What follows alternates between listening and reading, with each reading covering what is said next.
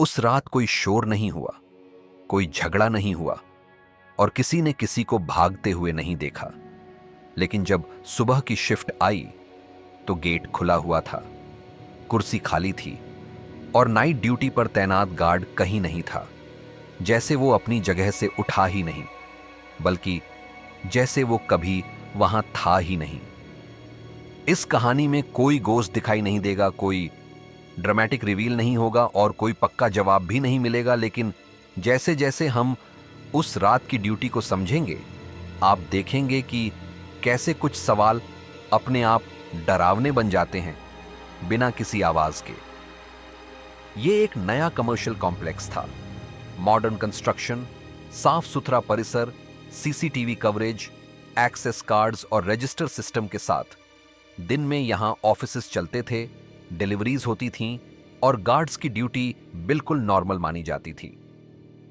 Night shift आमतौर पर boring मानी जाती है। गेट बंद रखना, एंट्रीज नोट करना, राउंड्स लेना और ज्यादातर समय बैठकर इंतजार करना।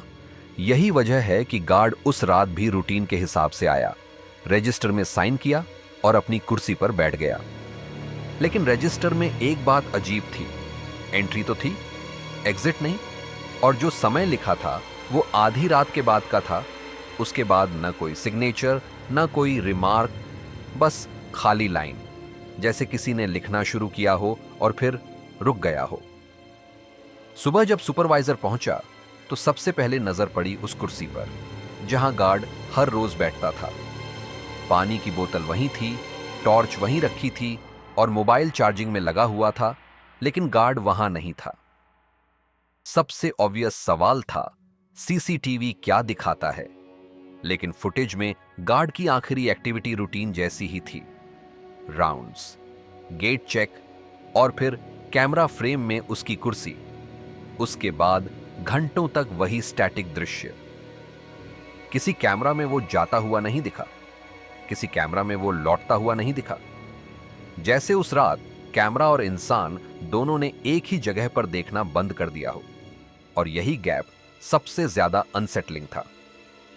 मैनेजमेंट ने इसे एब्सेंस माना। कहा गया कि शायद गार्ड बिना बताए चला गया होगा, लेकिन सवाल यह था कि अगर वो चला तो गेट खुला क्यों था, और अगर इमरजेंसी थी तो किसी को कॉल क्यों नहीं किया गया।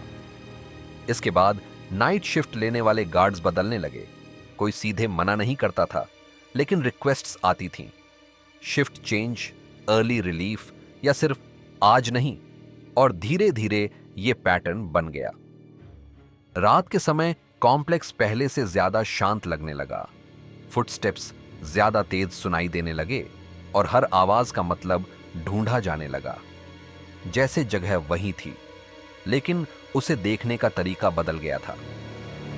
कागजों में कोई इंसिडेंट नहीं है, कोई एफआईआर नहीं, कोई ऑफिशियल नोट नहीं, लेकिन कागज ये नहीं बताते कि क्यों लोग अब गेट के पास बैठने से बचते हैं और क्यों कुर्सी आज भी ज्यादातर खाली रहती है।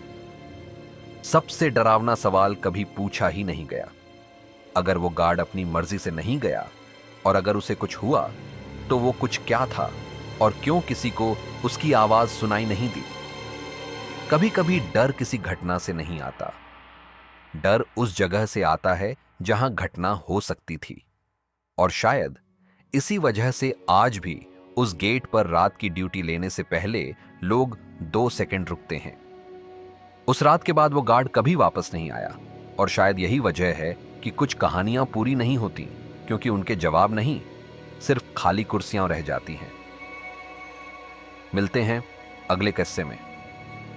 नमस्ते।